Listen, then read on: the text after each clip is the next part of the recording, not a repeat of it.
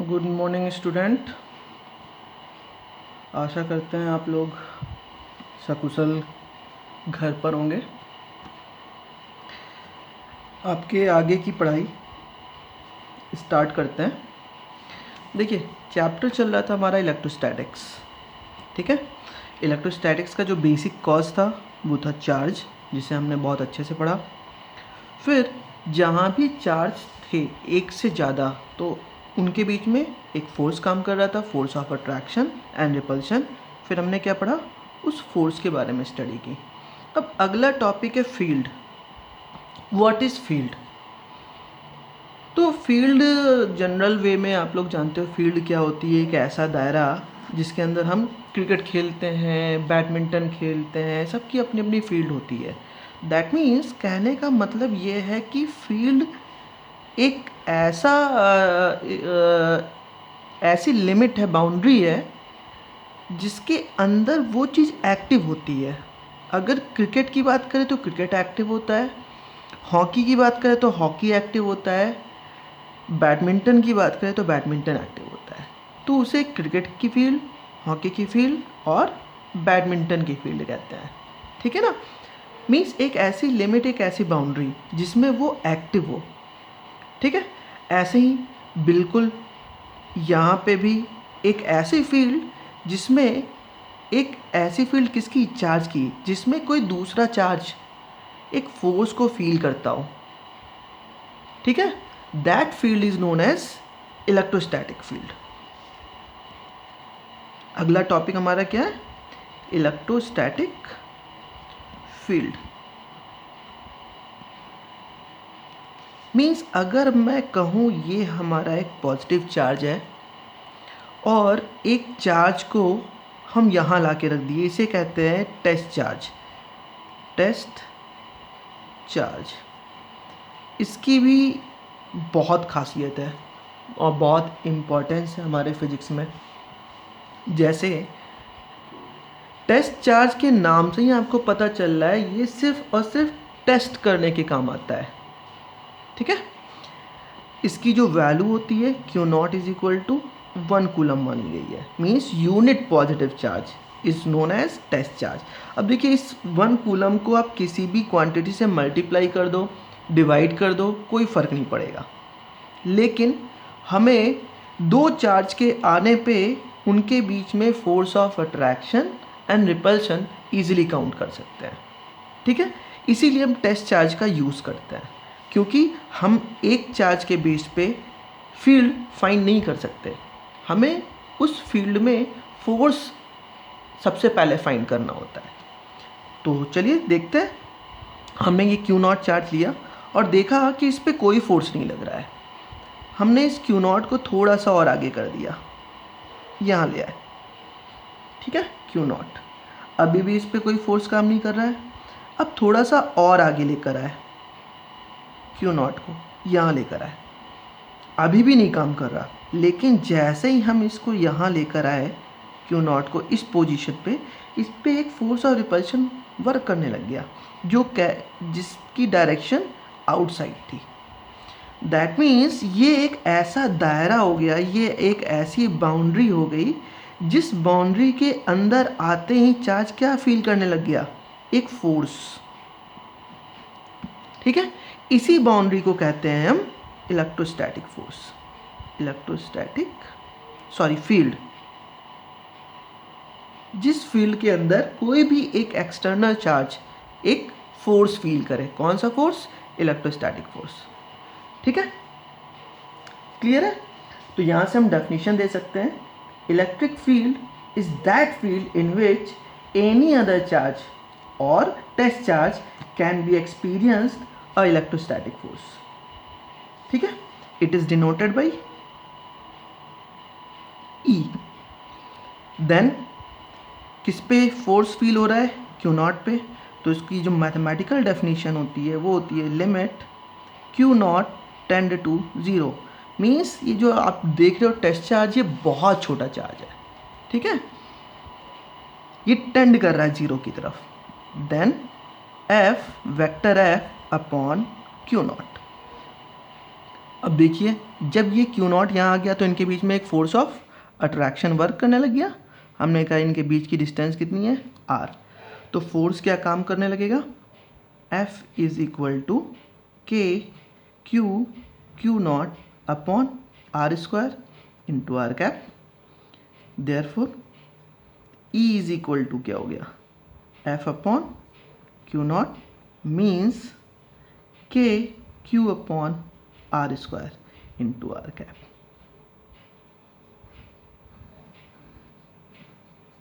O R और vector E is equal to 1 upon 4 pi epsilon naught Q upon R square into R cap. This is a mathematical expression for electrostatic field. Clear है बच्चों? Okay तो यहाँ पे देखिए ये जो एक क्वांटिटी है ये क्या है आपकी, 1 upon 4 pi epsilon not constant, Q क्या है कांस्टेंट। तो एक बात समझ में आ रही है, जो इलेक्ट्रोस्टैटिक फील्ड है ना वो डिपेंड कर रहा है 1 अपॉन आर स्क्वायर पे। मीन जैसे जैसे आर की वैल्यू को आप बढ़ाओगे वैसे वैसे इलेक्ट्रिक फील्ड की वैल्यू यस कम होती जाएगी। ठीक है, तो ये तो था आपका इलेक्ट्रोस्टैटिक फील्ड। ओके अगली बात,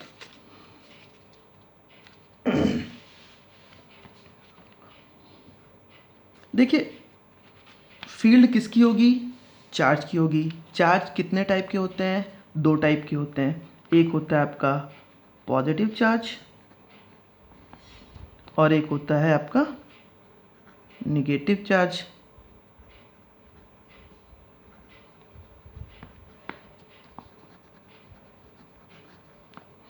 ठीक है, इन दोनों की जो फील्ड लाइंस होंगी वो कैसे होंगी, प्लस क्यू और ये रहा माइनस क्यू। तो प्लस क्यू की जो फील्ड लाइंस होती हैं वो डाइवर्ज करती हैं इस तरीके से बाहर की ओर।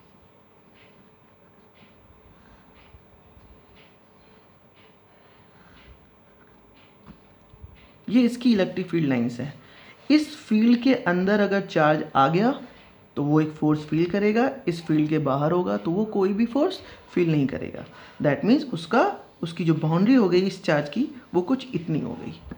ऐसे ही निगेटिव चार्ज कुछ इस तरीके से होता है अंदर की ओर। ये लाइनें कन्वर्ज करती हैं। ठीक है, तो आपने पढ़ा कि like charges are repel each other and unlike charges are attract each other.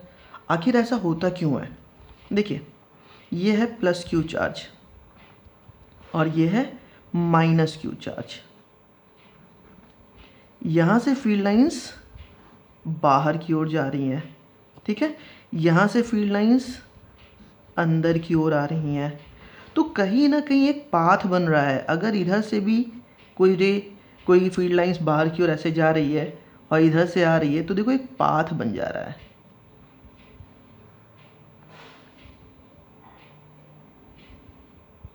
ये देखिए, ठीक है ना, एक क्लोज पाथ बन रहा है।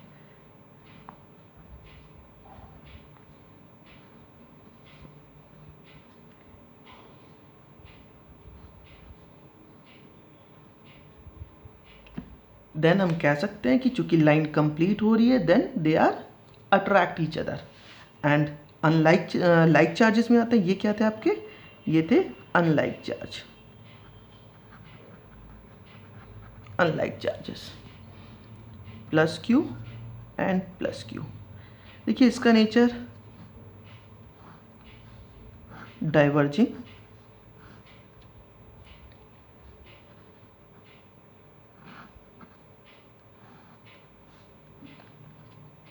तो होगा क्या, ये इस तरीके से मूव कर जाएंगी एक दूसरे से। भाई सीधी सी बात है, दोनों डाइवर्ज कर रही है तो मीट करने का तो सवाल ही नहीं उठता। ये इस तरीके से निकल जाएगी।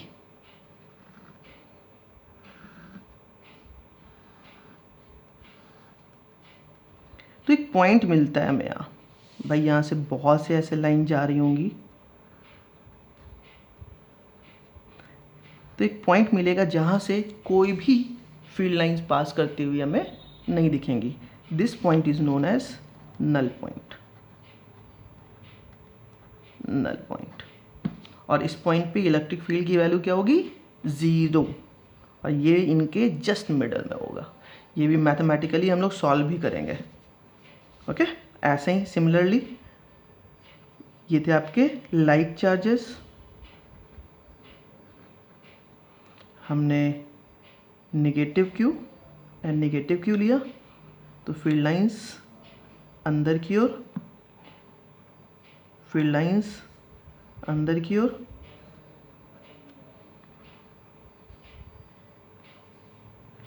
फील्ड लाइंस अंदर की ओर,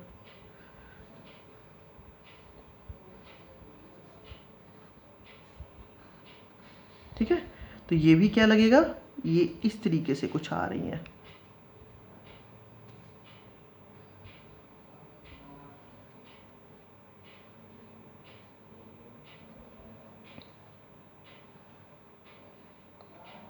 फिर से इस पॉइंट पे कोई भी फील्ड लाइंस हमें नहीं मिलेगी, दैट मीन्स ये भी हमारा क्या होगा, yes, null point.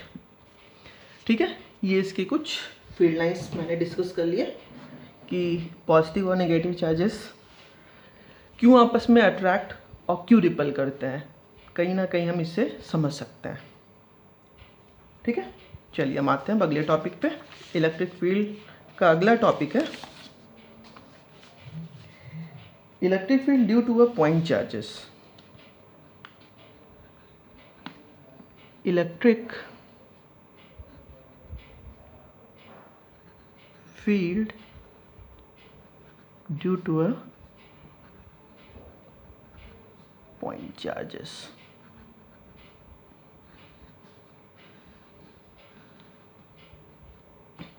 Point charges means आप इस पॉइंट चार्ज का मतलब क्या समझते हो? देखिए, अगर हम कहें कि एक हमारा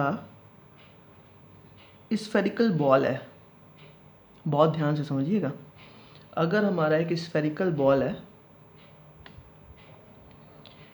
जिसका कुछ एक वॉल्यूम है, एरिया है, हमने इस पे चार्जेस दे दिए हैं, तो इसका शेप और साइज़ है। ठीक है, हम कुछ यहाँ से देख रहे हैं, ये इसकी रेडियस है और ये इसकी डिस्टेंस ए ले लिया, ये आर ले लिया।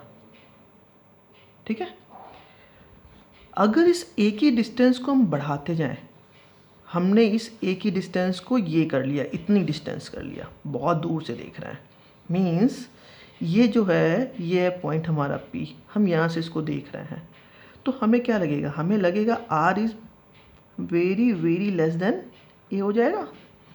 इस केस में इसी सोर्स को हम कंसीडर करेंगे एज अ पॉइंट सोर्स। ठीक है, पॉइंट चार्ज, क्योंकि यहाँ से देखने पे जब ये जो ए की वैल्यू है वो आर से बहुत बड़ी है, तो वो बिल्कुल एक श्रिंक करता हुआ छोटा हो जाएगा। छोटा हो जाएगा मीन्स पॉइंट की तरीके से रिप्रेजेंट करेगा। हम इस पॉइंट चार्ज के लिए इस पॉइंट पे इलेक्ट्रिक फील्ड फाइंड करने की बात कर रहे हैं। ठीक है, तो हमने एक पॉइंट चार्ज ले लिया क्यू, और उससे एक पॉइंट है ये पी जहाँ हमें इलेक्ट्रिक फील्ड फाइंड करनी है। ठीक है, तो इलेक्ट्रिक फील्ड फाइंड करने के लिए हमें यहाँ पे क्या करना होगा, सबसे पहले एक टेस्ट चार्ज को रखना पड़ेगा। उस टेस्ट चार्ज पे देखेंगे कितना फोर्स काम कर रहा है, फोर्स को काउंट करेंगे, फिर फोर्स को उस चार्ज से डिवाइड करेंगे। ठीक है ना। अच्छा, एक और बात, यहाँ पे इसकी डेफिनेशन में मैथमेटिकल डेफिनेशन हम दे सकते हैं कि the electrostatic force per unit test charge is also known as electric field. ठीक है ना, the electrostatic force per unit test charge is also known as electric field. Test charge या जो भी चार्ज जिस पे आप फाइंड कर रहे हो, ठीक है, उसको अगर आप फोर्स से डिवाइड कर दो तो क्या मिल जाएगा आपको, इलेक्ट्रिक फील्ड मिल जाएगा। तो बिल्कुल सेम प्रिंसिपल यहाँ पे हम वर्क करेंगे।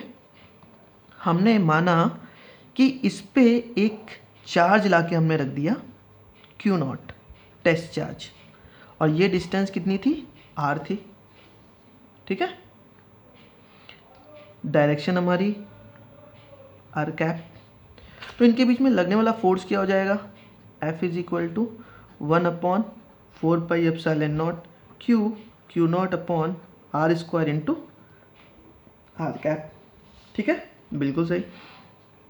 Therefore by the definition of electric field E is equal to F upon Q naught, value को पुट करिए तो क्या मिल जाएगा, 1/4πε0 Q upon R square into R cap.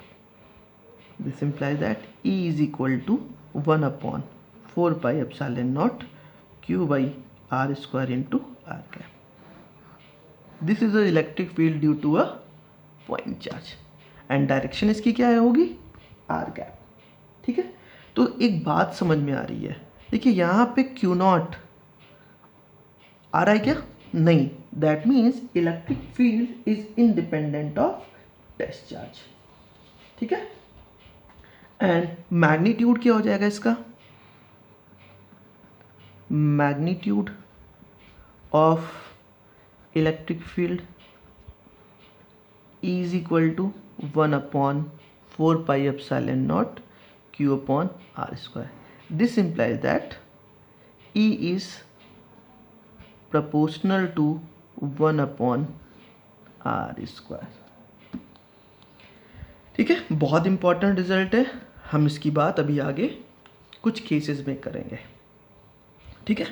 तो ये तो था कि सिंगल पार्टिकल अगर है, पॉइंट सोर्स है, उसके लिए इलेक्ट्रिक फील्ड को फाइंड करना।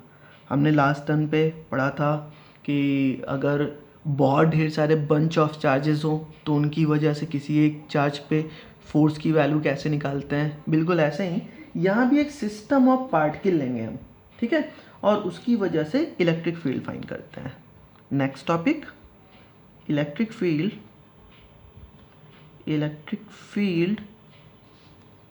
ड्यू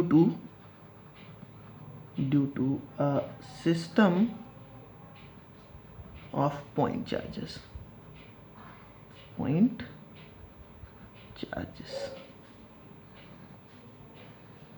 तो आप पूछोगे क्या सर यहाँ भी प्रिंसिपल ऑफ सुपरपोजिशन वर्क करेगा, यस बिल्कुल करेगा, 110% करेगा, ठीक है।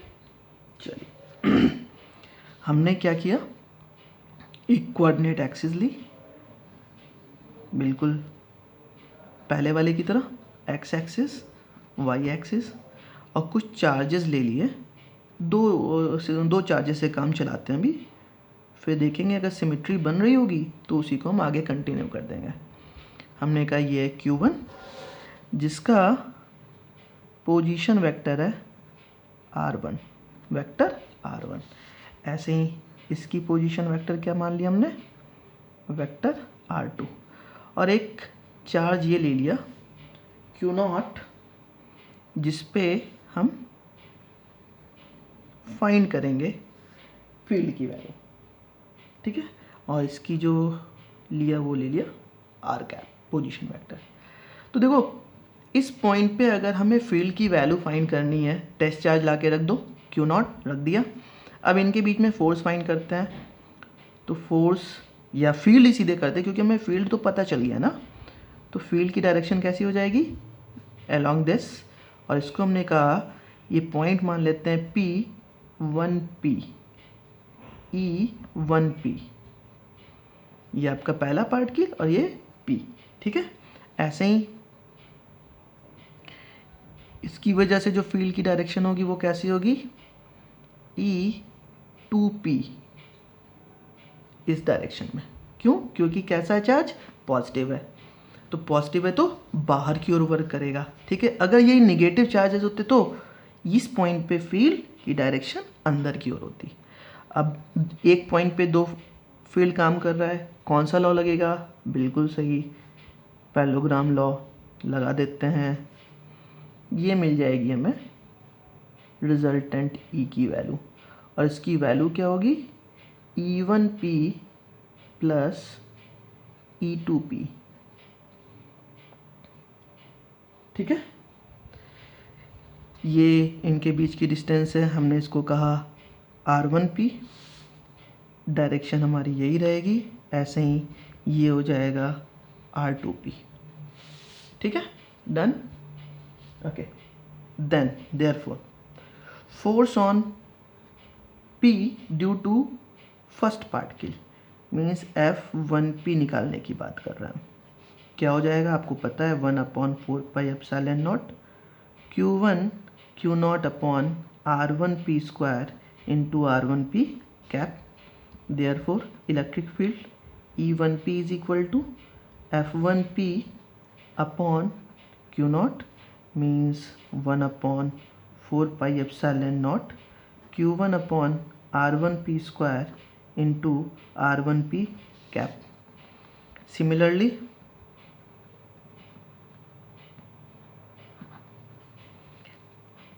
E2P vector quantity E2P is equal to 1/4πε0 Q2 upon R2P square into R2P cap। ठीक है, अकॉर्डिंग टू सुपरपोजिशन प्रिंसिपल, एक बार आप चेक कर लीजिए। ठीक है, अकॉर्डिंग टू सुपरपोजिशन प्रिंसिपल आप कह सकते हो E is equal to E1P plus E2P। Therefore E is equal to 1/4πε0 common Q1 upon R1P square into R1P cap plus Q2 upon R2P square into R2P cap। ये मिल गई हमें कि अगर कोई दो पार्टिकल का सिस्टम हो तो इलेक्ट्रिक फील्ड की वैल्यू, नेट इलेक्ट्रिक फील्ड की वैल्यू क्या होगी। ठीक है, तो हम कह सकते हैं in general for n particle system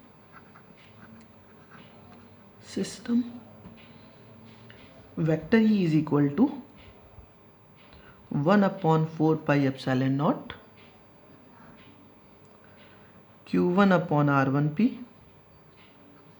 into R1P cap plus Q2 upon R2P square into R2P cap plus and so on Qn upon Rnp square into Rnp cap।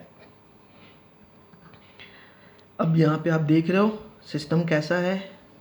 Yes, discrete है, तो आप इसको लिख सकते हो E is equal to 1/4πε0 summation Qi Rip square into Rip cap where I is equal to 1 to n। System दो तरीके के होते हैं, एक कंटिन्यूअस और एक डिस्क्रीट। ठीक है, तो जब कंटिन्यूअस की बात होती है तो टर्म को ऐड करने के लिए इंटीग्रल का यूज़ करते हैं, और जब हमारा सिस्टम डिस्क्रीट होता है तो हम समेशन का यूज़ करते हैं। तो आप कहोगे सर ये डिस्क्रीट और कंटिन्यूअस को कैसे हम समझे कि कब कंटिन्यूअस है कब डिस्क्रीट है। तो कहने का मतलब है जब आपको कोई एक ऐसा डिस्ट्रीब्यूशन मिल रहा है कि जो कंटिन्यूअस है, मींस 0 1 2 एक सिमिलर वे में, तो ये कहलाता है कंटिन्यूअस। और इनके बीच में बहुत सी लाइनें, इनफाइनाइट लाइनें हैं, तो ये कैसा लेवल हो गया, ये इसकी डिस्क्रीट लेवल हो गया। मींस दो कंटिन्यूअस स्टेज के बीच में इनफाइनाइट डिस्क्रीट लेवल हो सकता है। ठीक है ना, ओके, आप इस तरीके समझ सकते हैं। ये अभी आपके कोर्स में नहीं है, बट क्योंकि इसके नोटेशंस यूज़ हो रहे हैं तो मैंने सोचा आपको बता दें।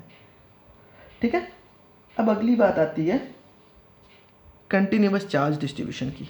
ठीक है, वो पढ़ते हैं अगले लेक्चर में। चलिए, ठीक है, नमस्कार।